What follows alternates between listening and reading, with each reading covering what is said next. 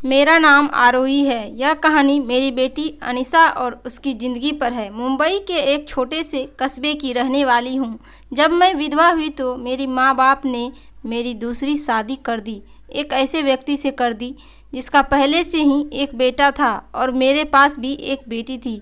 अब मेरा बेटा और बेटी एक ही कमरे में सोते थे, मगर सुबह उठते ही मेरी बेटी बेड की चादर दिन प्रतिदिन चेंज कर देती और फिर मुझसे छुप छुप कर पुरानी चादर धोती और खुद नहाने चली जाती। कई बार तो मेरी बेटी बेहोश भी हो जाया करती थी। वो दिन ब दिन बहुत कमज़ोर होती जा रही थी। सुबह उठकर मैं जल्दी से बेटी के कमरे में चली गई, मगर आगे का माहौल देखकर मैं शर्म से पानी पानी हो गई। दिल से एक यही बात निकली कि भगवान ऐसा मंजर कभी किसी माँ को न दिखाए, क्योंकि वहाँ मेरी बेटी और बेटा में शादी के 1 साल बाद ही विधवा हो गई। उस वक्त मेरी उम्र 19 साल थी, क्योंकि मेरे माँ बाप ने मेरी शादी 17 साल की उम्र में ही कर दी थी। मैंने अपने माँ बाप की इकलौती बेटी थी, मगर मुझे ऐसा लगता था मैं उन पर एक बहुत बड़ा बोझ हूँ, मानो जैसे कि मैं उनकी बेटी ही नहीं थी। मेरे पैदा होने के बाद ही मेरे माँ कोई खुश नहीं देख पाई थी। मेरे पिता उनकी तो बेटी की बहुत चाहत थी, इसलिए वे मुझे नापसंद करते थे और हमेशा ही मुझसे अलग रहते थे। मुझे दिल से प्यार नहीं करते थे। वे मुझे अपने मानते भी नहीं थे और मुझ पर बहुत गुस्सा करते थे।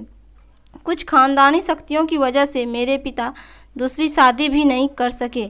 बस इसी कारण मुझसे बहुत नफरत करते थे। हर वक्त मुझसे सख्ती से ही बात करते थे और इसी वजह से उन्होंने मेरी शादी भी जल्दी ही करवा दी थी। मेरे पति सरकारी जॉब में एक प्रधानाध्यापक था। हमारी 1-2 साल की बेटी भी थी, मगर एक दिन स्कूल से आते हुए रास्ते में उनको हार्ट अटैक आ गया और मौके पर ही उनकी मृत्यु हो गई। वो भी मेरे साथ छोड़ गए। वो दिन मेरे लिए किसी क़यामत से कम नहीं था। मुझ पर तो परेशानियां की पहाड़ ही टूट पड़े थे। कुछ दिन गुजरने के बाद मेरे सास ससुर ने भी मुझे मेरे बाप के घर भेज दिया। शायद उन पर भी मैं बोझ ही थी। वह भी मुझे अच्छा नहीं समझते थे। उनके ख्याल से मैं मनहूस औरत थी, मैंने ही जिसे उनके बेटे को मार दिया हो। फिर मैं चुपचाप अपने माँ बाप के साथ उनके घर आ गई। मेरे बाप ही मुझे बोझ ही समझते थे। मैं अपनी बेटी को सीने से लगाकर अकेले अकेले बहुत रोती थी।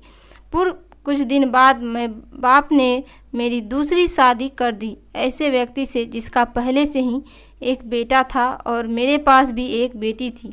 हम दोनों एक जैसे थे, इसलिए हमारी शादी हो गई, वरना मेरे तो अच्छे रिश्ते भी नहीं आते थे।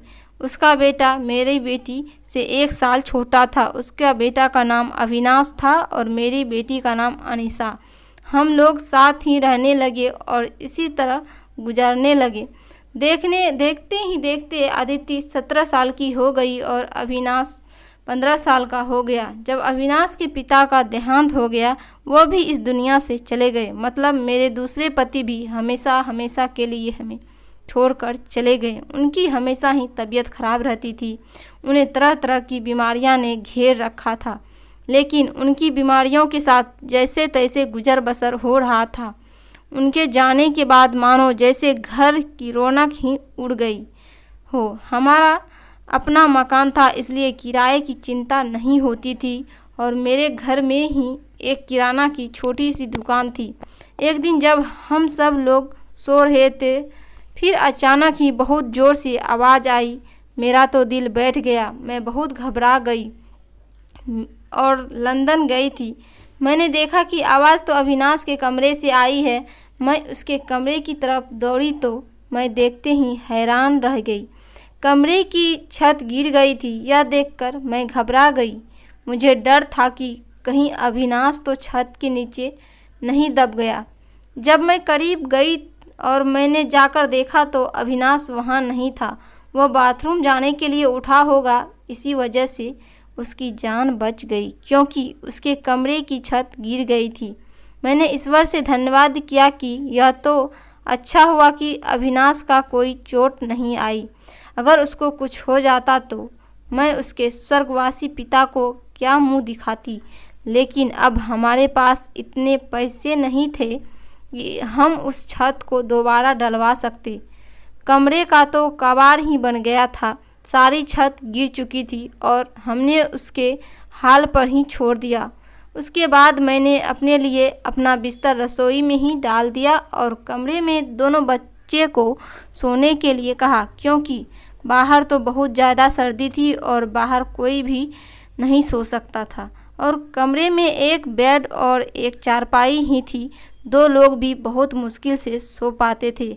अब वह दोनों एक ही कमरे में सोते थे। मजबूरी थी, क्या कर सकते हैं। एक कमरे में तो दुकान थी और मेरे पति ने घर में तो 2 ही तो कमरे बनवाए थे। यूँ तो हम 3 लोगों के हिसाब के कमरे ठीक थे, लेकिन एक कमरा दुकान के लिए तो ज़रूरी था।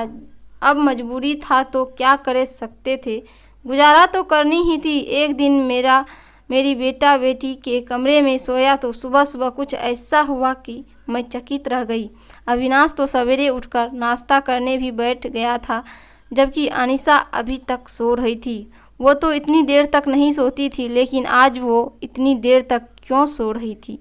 उसकी आदत थी कि सुबह जल्दी उठ जाया करती थी। मैंने उसको आवाज़ भी दी तो वह उठ नहीं रही थी। थोड़ी देर के बाद मैंने उसके कमरे में जाकर उसको देखा तो पता चला कि वह बेहोश हो चुकी है।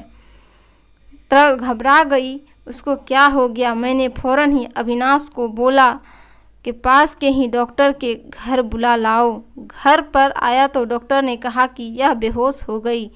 लड़की काफ़ी कमज़ोर है, खून की कमी हो गई।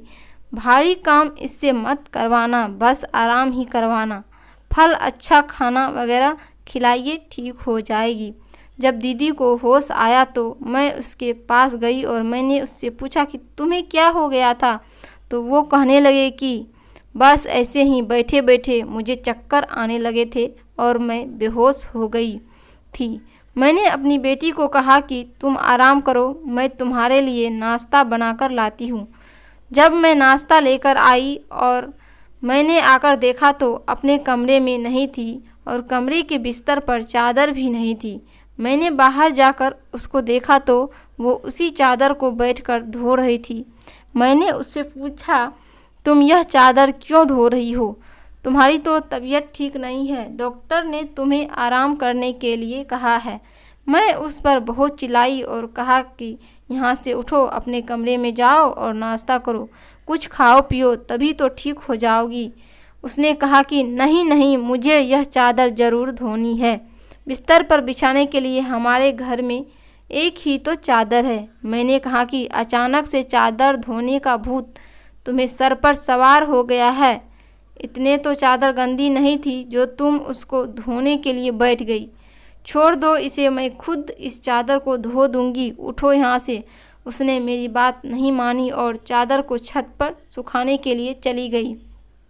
उसके बाद ही उसने नाश्ता किया। फिर थोड़ी देर के लिए वह सो गई और अविनाश भी काम पर जा चुका था। उसको सिर्फ मैंने हाई स्कूल तक की पढ़ाई करवाई थी और वे कपड़े की दुकान पर काम करता था। वे बहुत ही मेहनती था। घर वाली दुकान तो मैं खुद ही चला लिया करती थी। वैसे भी उस दुकानों में बच्चे ही आते थे। दिन इसी तरह से गुजर गया। उस दिन अविनाश ने मुझसे कहा, आज मैं खाना खाकर आया हूँ। वह देर से आया था और अनीसा भी पहले से ही कमरे में सो चुकी थी। वो भी जाकर कमरे में सो गया था। मैंने भी रसोई में अपनी चारपाई डाल रखी थी। जगह बदलने की वजह से मुझे नींद नहीं आ रही थी। मैं अपना याद कर रही थी और दूसरे पति मेरा बहुत अच्छा था, मेरा बहुत ख्याल रखता था। उसने कभी भी मुझे पहली शादी का ताना नहीं दिया था और मेरी बेटी को वह हमेशा अपनी ही बेटी समझता। और मैंने भी अविनाश को कभी नहीं बताया था कि वो मेरा सौतेला बेटा है। उसने भी मुझसे अपने हिस्से का प्यार ले लिया था। वह मुझे सगी माँ से भी ज़्यादा प्यार करता था और मेरा कहना भी मानता था। वह घर में अकेला ही मानता था। वह हमारा इकलौता ही सहारा था, वरना हम दौड़ते कहाँ जाती। कभी कहीं अच्छी तरीके से कर नहीं रहा था। मैंने उससे कहा भी था कि वह आगे की पढ़ाई प्राइवेट ले, क्योंकि अगर उसके पास कोई 60 डिग्री होगी तो भी अच्छी नौकरी मिल जाएगी। वो मेरी बात मान लेता था। सुबह सुबह फिर से कुछ ऐसा हुआ कि मैं हैरान रह गई। अनीसा फिर से बेहोश हो चुकी थी और इस बार तो उसकी शक्ल देखकर लग रहा था जैसे उसके जिस्म का सारा खून ही खींच लिया गया हो। बिल्कुल पीली पड़ गई थी। फिर मैंने डॉक्टर को बुलाया।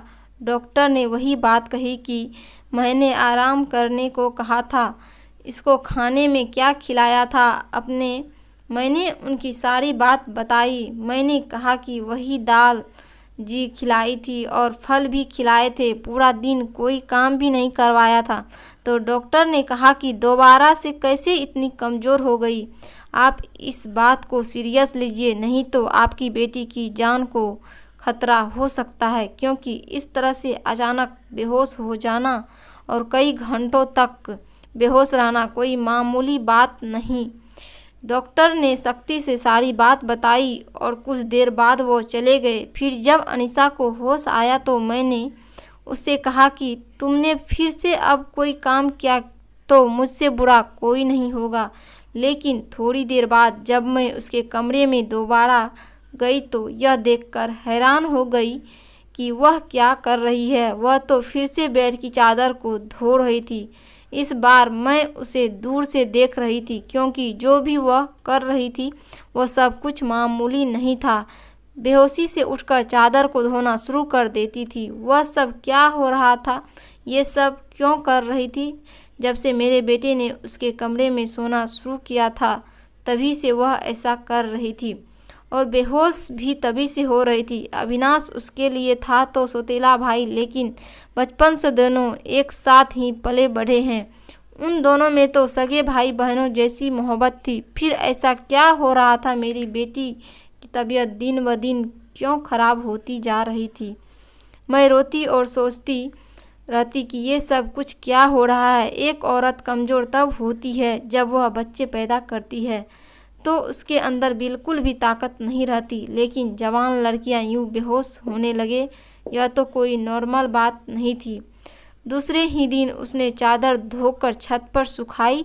वह आसपास भी उसे ही देख रही थी कि जैसे मैंने उसे देखा तो नहीं है। मैं रसोई की खिड़की से ये सब कुछ देख रही थी।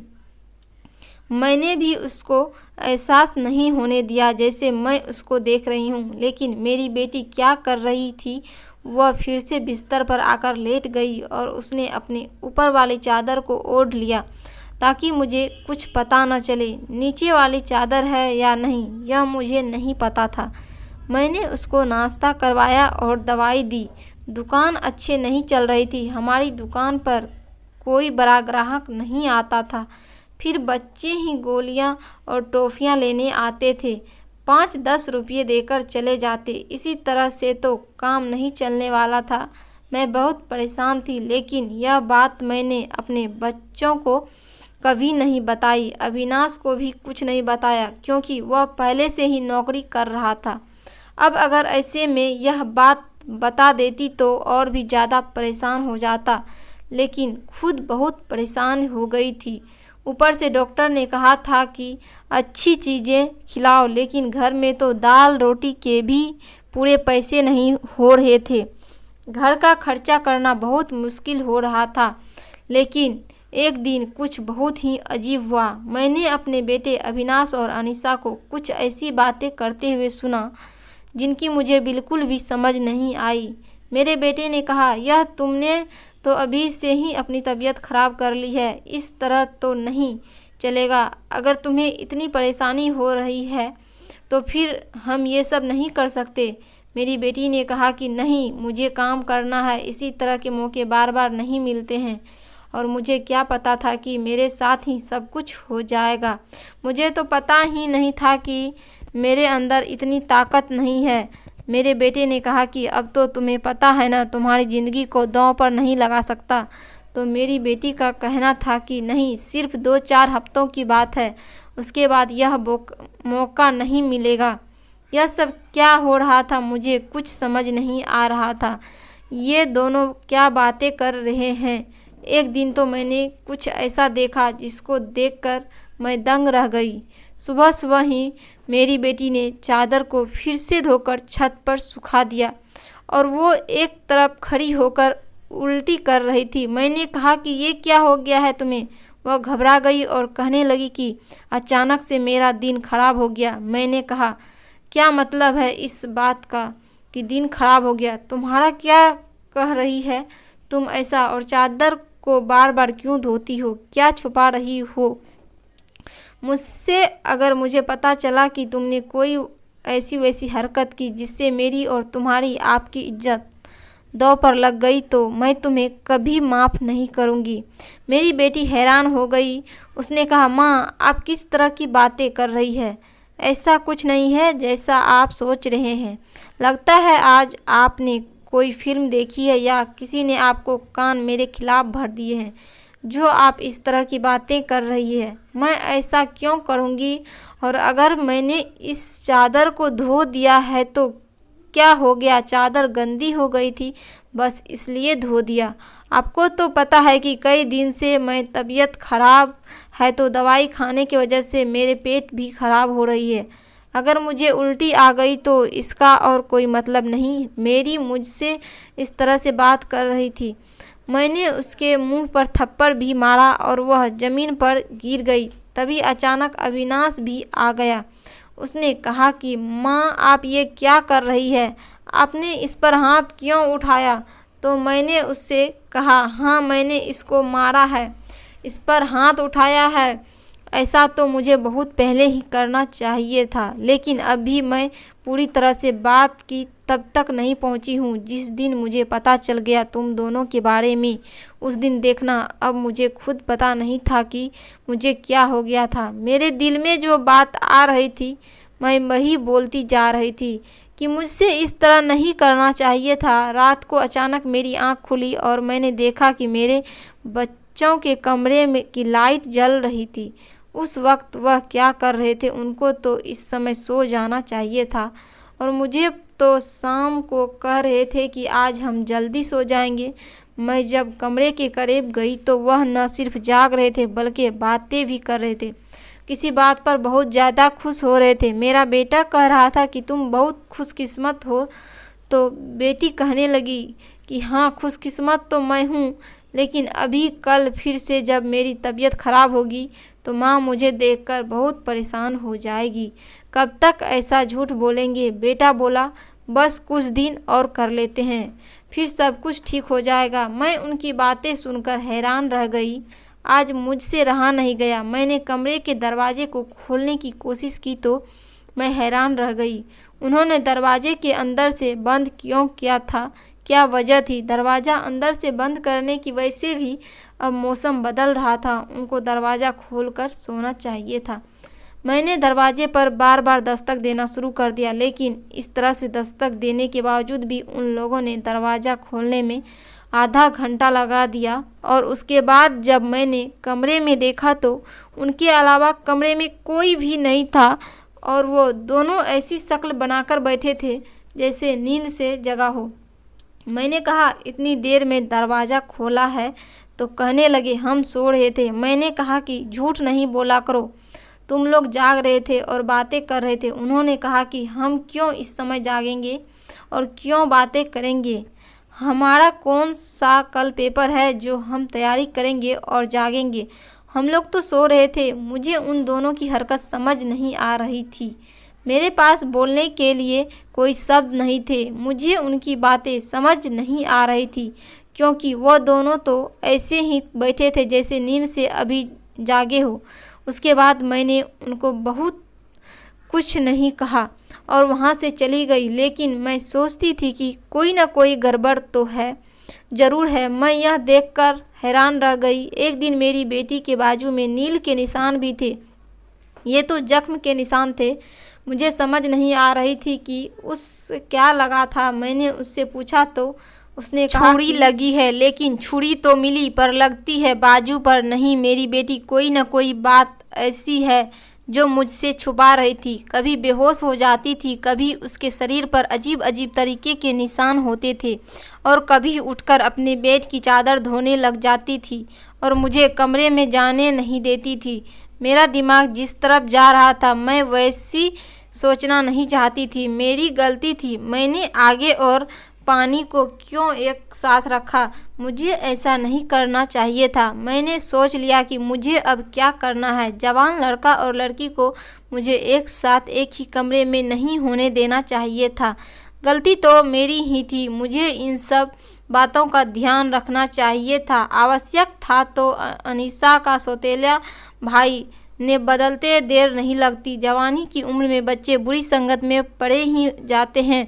सगा भाई तो सदा होता है और सौतेला भाई सौतेला, तो फिर मैं कैसे सौतेला भाई बहन को एक साथ एक ही कमरे में सुला रही थी? यह मेरी ही गलती थी। जब हम ही बच्चों पर ध्यान नहीं देंगे, परेशानियां तो पैदा ही होगी। अच्छी बुरी बातों का ध्यान तो हमें ही रखना होता है। बच्चे तो नादान होते हैं और नादानी में ही बहुत सारी गलतियां कर बैठते हैं। जैसे जैसे विचार मेरे दिमाग में आ रहे थे, अगर ये सारे विचार सही हो गए तो फिर सारा का सारा कसूर मेरा ही होगा। मैंने अपने बेटे और बेटी पर नज़र रखी थी। एक दिन मेरा बेटा बेटी को कोई चीज़ लाकर दे रहा था। मैं छुपकर उनकी बातें सुनने लगी। उसने कहा कि यह तुम्हारी दवाई है, इस परेशानी के लिए यह दवाई ले लो तो सब कुछ ठीक हो जाएगा। उसने मेरी बेटी को छुपाकर वह गोलियां दी। मैं परेशान हो गई कि किस चीज़ की गोलियां उसको दे रहा है। आखिर ऐसी क्या बात है जो परेशानी ये दोनों हल करना चाहते हैं और उसके बारे में मुझे नहीं पता। और ये दवाइयाँ कुछ अजीब सी क्यों लग रही थी। मेरी बेटी ने भी वह दवाइयाँ फ़ौरन से पकड़ ली और उनको अपने दुपट्टे के पल्लू में छुपा लिया। बेटे ने कहा कि रात को सोने से पहले खा ली ना तो फिर अगले दिन तुम बेहोश बिल्कुल भी नहीं होगी। और 2-3 दिन तक तो मेरी बेटी वाकई बेहोश नहीं हुई थी, लेकिन उसके बाद शायद उसकी वह गोलियां ख़त्म हो गई और एक दिन बाद फिर से मेरी बेटी बेहोश हो गई थी। मेरा बेटा भी घर पर नहीं था, इसलिए मैंने आज फ़ायदा उठाने के बारे में सोचा। मैंने वह चादर बहुत होशियारी से बेटी के नीचे से खींच ली और उसको तरीके से तय करके अपने कमरे में ले आई। मुझे खोलकर देखना था कि इस पर ऐसा क्या लगा होता है जिसकी वजह से मेरी बेटी सुबह उठते ही उसे धोना शुरू कर देती थी और यहाँ तक कि अपनी बीमारी का भी ख्याल नहीं करती। जब मैंने चादर को खोलकर देखा तो पहले तो मुझे कुछ नज़र नहीं आया, लेकिन जब मैंने ध्यान से देखा तो यह देखकर मैं हैरान रह गई। उस चादर पर सफ़ेद सफ़ेद बाल थे और पूरी चादर बालों से भरी हुई थी। मुझे समझ नहीं आई ये किस चीज़ के बाल हैं, क्योंकि यह बाल बिल्कुल सफ़ेद और छोटे छोटे बाल थे। मैं हैरान हो गई, लेकिन मुझे यह बात समझ नहीं आई। मैं सोचती रही कि ये सब कुछ क्या हो रहा है। मैं बेटी और बेटे की हरकत पर ने लग रही थी, इसलिए सारा कुछ अपने दिमाग में सोच रही थी, लेकिन मैं किसी नतीजे पर नहीं पहुंचती थी। तब तक मेरी बेटी को यह पता चल ही गया कि चादर मैंने देख ली, तो वह मेरे पास आकर बैठ गई और कुछ अजीब सी घबराई हुई नज़र आने लगी। उसके बाद मैंने उससे पूछ लिया कि क्या बात है, क्यों परेशान लग रही हो? तो उसने कहा कि माँ वो चादर कहाँ है? तो मैंने उससे कहा कि वो तो मैंने धोकर डाल दी है। यह कहकर वो मेरे पास से जाने लगी तो मैंने उसका हाथ पकड़कर उसे रोक लिया और मैंने कहा कि मैं सब कुछ देख चुकी हूँ। उस चादर पर जो भी लगा हुआ था मुझे बता दो, यह सब कुछ क्या है? तुम मुझसे इतने दिनों से क्या छुपा रही हो? मैं बहुत परेशान हो गई हूँ, मेरे दिमाग में बहुत बुरे बुरे विचार आ रहे हैं। तो मेरे पास बैठ गई और फिर मेरी बेटी ने मुझे ऐसी बात बताई कि मेरे कदमों तले से ज़मीन निकल गई। मेरी बेटी ने मुझे बताया कि माँ, जैसा आप समझ रही है वैसा कोई भी नहीं है। दरअसल हमने देख लिया था कि घर के हालात अच्छे नहीं चल रहे, घर की दुकान भी नहीं चल रही थी और भैया भी कुछ खास पैसे नहीं कमा रहे थे, लेकिन हमें ऐसा कोई काम नहीं मिल रहा था जो हम लोग कर पाते। फिर भैया के दोस्त ने उसे कोई काम दिया।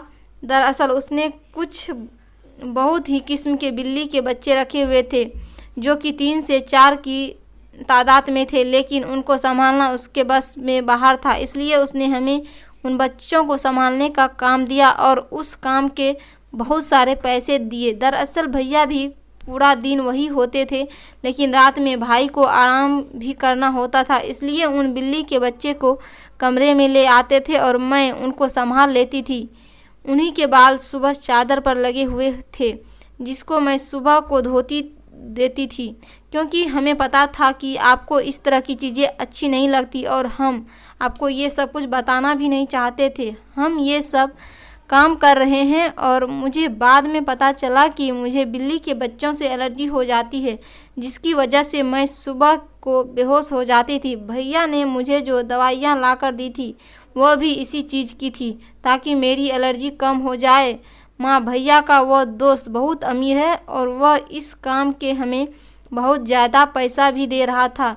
वो हमें एक दिन के 1000 रुपये दे रहा था और आज उन बच्चों का हमारे घर में आखिरी दिन था, क्योंकि अब वह उन्हें लेकर दूसरे शहर चला गया है और हमने इतने पैसे कमा लिए हैं कि हम उस कमरे की छत भी डलवा सकते हैं और घर का कुछ राशन भी ला सकते हैं। हमें पता है कि आपको फालतू जानवर पसंद नहीं है, इसलिए हमने आपको यह बात नहीं बताई थी, लेकिन आपने तो न जाने हमारे बारे में क्या क्या सोच लिया। हम पर शक किया आपने, हमारे बारे में तो बातें की वो हमारे दिल में तीर की तरह जाकर लगती थी। मैं जानती हूँ कि वो मेरा सौतेला भाई है, लेकिन वो मेरे सगे भाइयों से भी बदतर है। उसने हर बार सिर्फ हमारे बारे में ही सोचा है, जबकि देखा जाए तो हम उसके क्या लगते हैं। उसका पिता तो इस दुनिया से जा चुका है और उनके अपने रिश्तेदार भी तो हैं जो कि हमसे बहुत ज़्यादा अमीर हैं।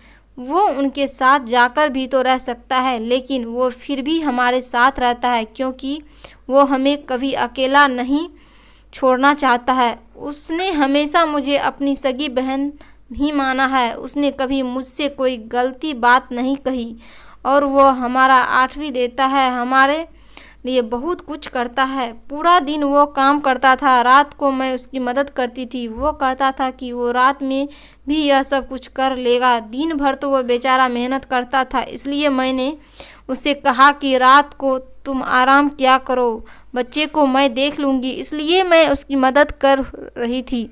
मुझे यह सुनकर बहुत ही ज़्यादा अफसोस हुआ और मुझे खुद पर बहुत गुस्सा भी आ रहा था। मैंने अपने बच्चों के बारे में अपने बच्चों के बारे में जितना गलत सोच रही थी, मेरे बच्चे उससे कई गुना ज़्यादा अच्छे हैं।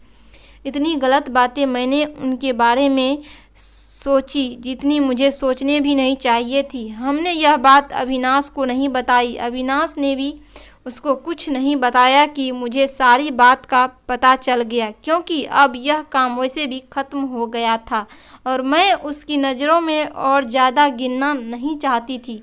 कुछ दिन बाद अविनाश ने उस कमरे की छत डलवा दी और अब हमारे घर का कमरा भी ठीक हो गया था। धीरे धीरे हमने बहुत मेहनत की। मेरी बेटी ने भी घर में बच्चों को ट्यूशन पढ़ाना शुरू कर दिया था। हमारे हालात पहले से बेहतर होने लगे। धीरे धीरे ने बेहतर हो गए कि हमारे घर में कोई तंगी नहीं रही।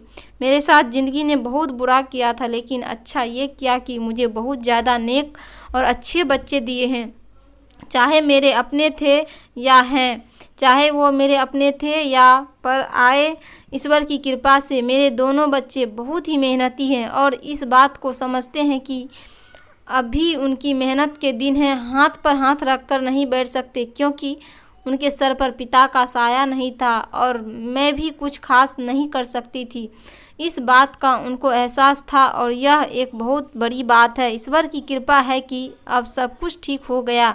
ऊपर वालों का लाख लाख शुक्र हुआ। जैसा मैं सोच रही थी वैसा कुछ नहीं हुआ, लेकिन ऐसा भी हो सकता था। अगर ऐसा होता तो मैं कहाँ जाती। बस आखिर में इतना कहना चाहूँगी, जो ऊपर वाला चाहता है वही होता है। मेरे बच्चे बहुत समझदार हैं और उनके दिल में कोई ऐसी बात नहीं है, लेकिन फिर भी मैं सीमाओं को नसीहत करूँगी। बच्चों के साथ के इस मामले में थोड़ी एहतियात ज़रूर करे और वो गलती ना करे जो मैंने अपने बच्चों के साथ की है। मुझे दोनों को एक कमरे में नहीं रखना चाहिए था, क्योंकि जो न हुआ और वह भी हो सकता था, और अगर वो हो जाता तो सब कुछ खत्म हो जाता। मेरे बच्चे तो समझदार थे, शायद मेरे साथ इसलिए ऐसा नहीं हुआ। अपने बच्चों को ध्यान रखें, उनकी ज़िंदगी पर भी ध्यान रखें और वो कब क्या कर रहे हैं इस बारे में पूरी जानकारी रखें, और बच्चों पर प्यार करने के साथ साथ थोड़ी सख्ती भी रखें, और वो क्या गलती कर रहे हैं क्या नहीं, इन सब बातों के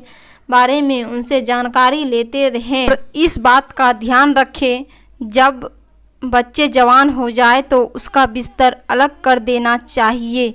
आपसे भी यही सब कहूँगी कि अपने बच्चों का ध्यान दें।